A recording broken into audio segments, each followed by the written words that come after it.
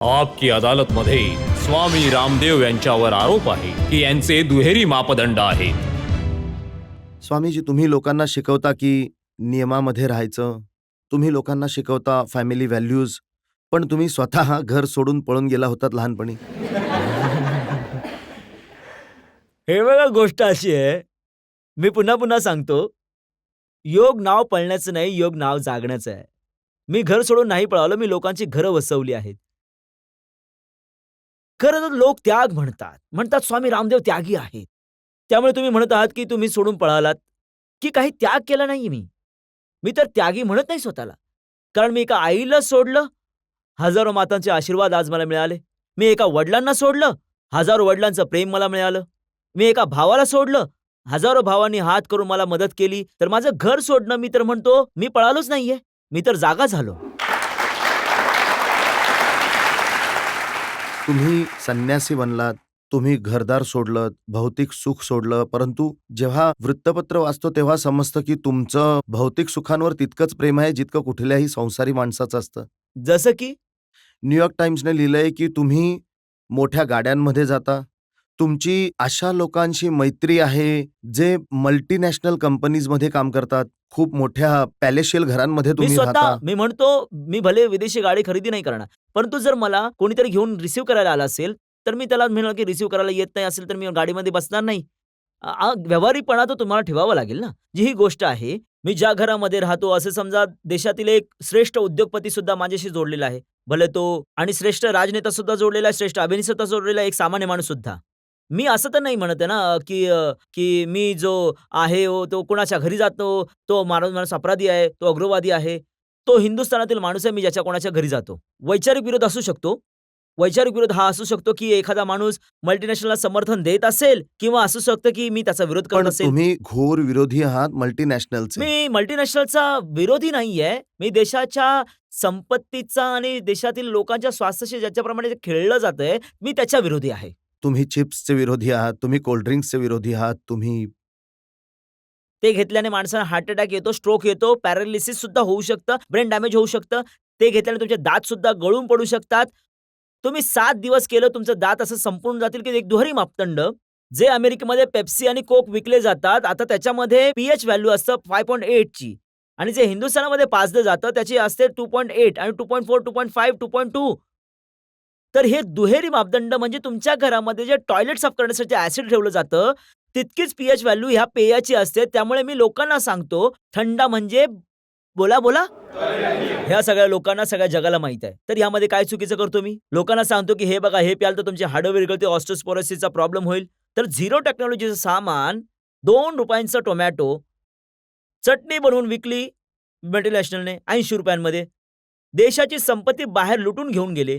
₹4 किलोचं नाही, स्वस्त बटाटा खरेदी करा तर गेले ₹2-3 सुद्धा. आणि टोमॅटो सुद्धा कित्येकदा सडलेला खरेदी करतात, ₹50 किलो, 50 पैसे किलोचा. ₹2 किलोचा बटाटा, ₹3 किलोचा बटाटा चिप्स बनवून विकतात ₹300-400 किलोमध्ये. देशाची संपत्ती आपल्या देशातून बाहेर जाणं हे कदाचित मी समजतो की देशासाठी चांगलं नाहीये. मी बोलतो सुद्धा, बर्गर म्हणजे बरबादीचं घर, पिझ्झा म्हणजे आरोग्याला पेऊन टाका, थंडा म्हणजे टॉयलेट क्लीनर.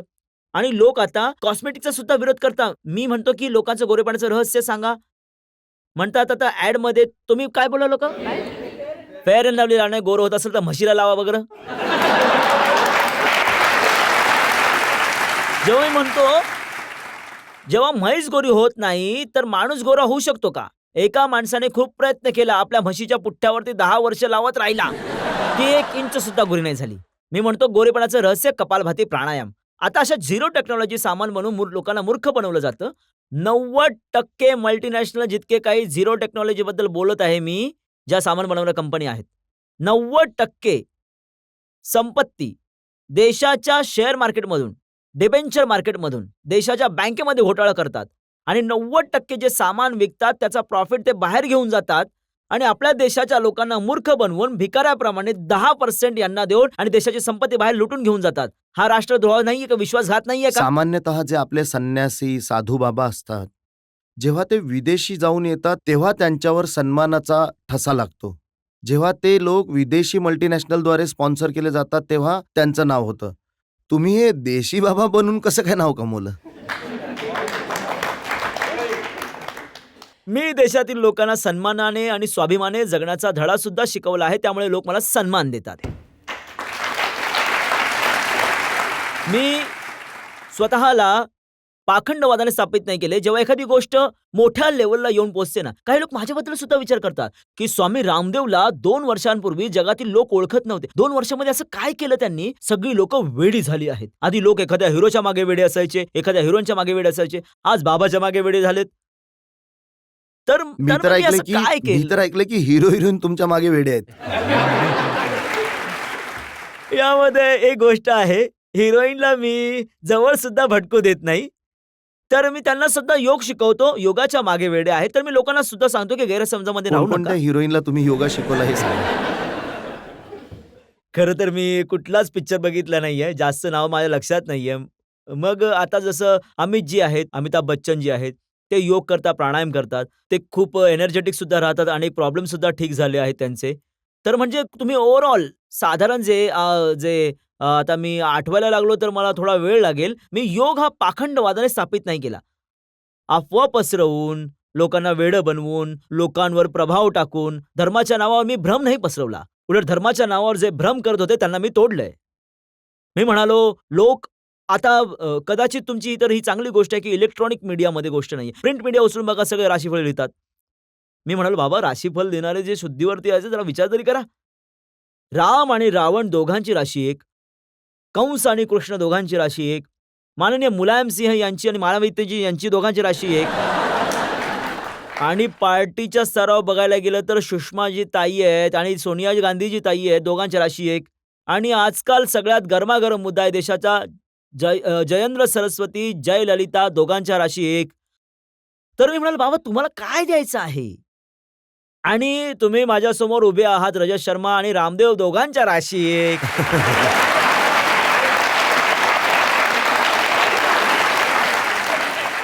एक बनला बाबाजी, एक बनला बाबाजी, तुम्ही लग्न करून आणलं सीताजींना.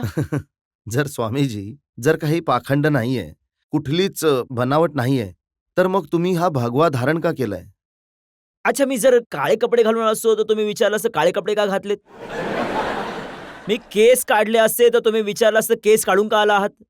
आता मी दाढी आणि मिशी, केस माझे जसे होते तसेच्या तसे तुमच्या समोर येऊन बसले. तुम्ही हे सुद्धा विचारू शकता तुम्ही दाढी मिशी का लावली आहे? मी तुम्हाला विचारतो तुम्ही का कापले आहेत? स्वामीजी मी तर यासाठी विचारत होतो, कारण रावणाने जेव्हा सीतेचं हरण केलं होतं तेव्हा ते भगवे वस्त्र घालून केलं होतं. आजकाल सुद्धा खूप सारे रावण याच्यामध्ये हरण करतात.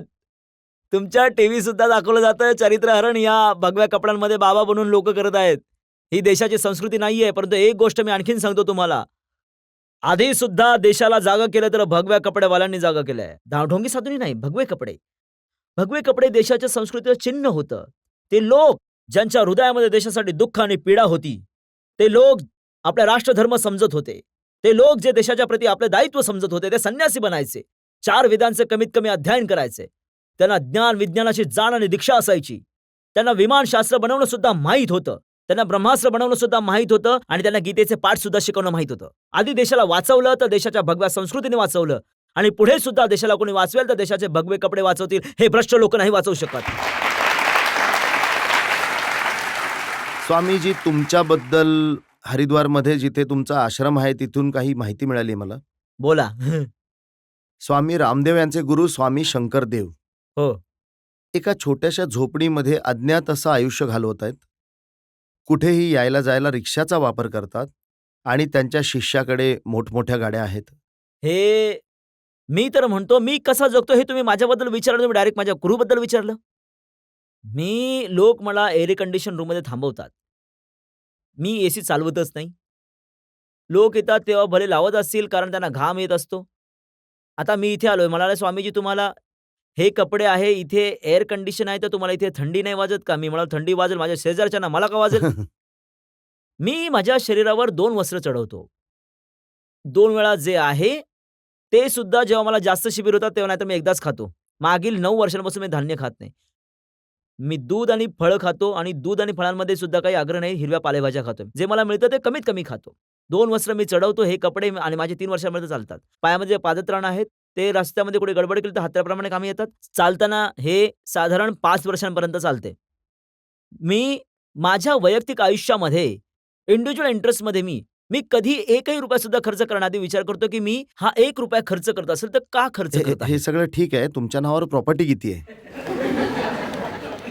मी साधारण मागील 2-2.5 वर्षांमध्ये 10, 15, 20, 25, 30,000 लोकांना सकाळी उठवलं आहे. आणि माझ्याजवळ आपल्याजवळ बोलाल तर त्यांना पैसे देऊन, पैसे ते खर्च करून मला ₹1100, ₹2100 देऊन, कुठे-कुठे तर लोक जास्त सुद्धा देतात. माझ्याजवळ ते पैसे देऊन येतात. लोकांना पैसे देऊन कोणी उठवलं दाखवा. जितक्या लोकांना मी उठवतो. मी ते जे पैसे देतात ते कोणासाठी देतात? हा पैसा मी इंडिव्हिज्युअल घेऊ शकलो असतो. आणि मी या देशाचा कदाचित सगळ्यात जास्त इंडिव्हिज्युअल इन्कमवाला व्यक्ती असू शकलो असतो. कारण लोकांना गरज आहे स्वामी रामदेव. त्यांना ते स्वामी रामदेव आरोग्य देतात, त्यामुळे माझ्याजवळ ते येतात. ते मला जे पैसे देतात, तो टोटली पैसा दिव्य योग मंदिर आणि ट्रस्टमध्ये जातो आणि जो पतंजली योगसाठी खर्च होतो. आणि आतापर्यंत आम्ही करोडो रुपये त्यासाठी खर्च केलेले आहेत. 1 रुपया जर माझ्या बँकेमध्ये बॅलन्स नाहीये, संपूर्ण देशामध्ये सगळीकडे इन्क्वायरी केली जाऊ शकते आणि 1 इंच माझ्या नावावर कुठे जमीन नाहीये. मी हे पूर्णपणे जे आहे मी तुमच्यासमोर सांगत आहे. संपूर्ण देशातील लोक याची इन्क्वायरी करू शकतात. मी तर म्हणतो या देशाला मी जगातील सगळ्यात मोठी आर्थिक आणि सगळ्यात मोठी सांस्कृतिक ताकदीच्या रूपामध्ये मला बनवायचं आहे आणि देशाच्या लोकांनी ठरवलं तर मी एका दिवसामध्ये डॉलर आणि पाऊंडला खाली आणि रुपयाला वर उचलू शकतो. ही ताकद सुद्धा माझ्यात आहे. आतापर्यंत तुम्ही आजाराबद्दल ऐकलं आहे. दुसरी गोष्ट ऐका तर कदाचित तुम्ही सुद्धा विचार केला की हे प्रकरण कसं चालू आहे.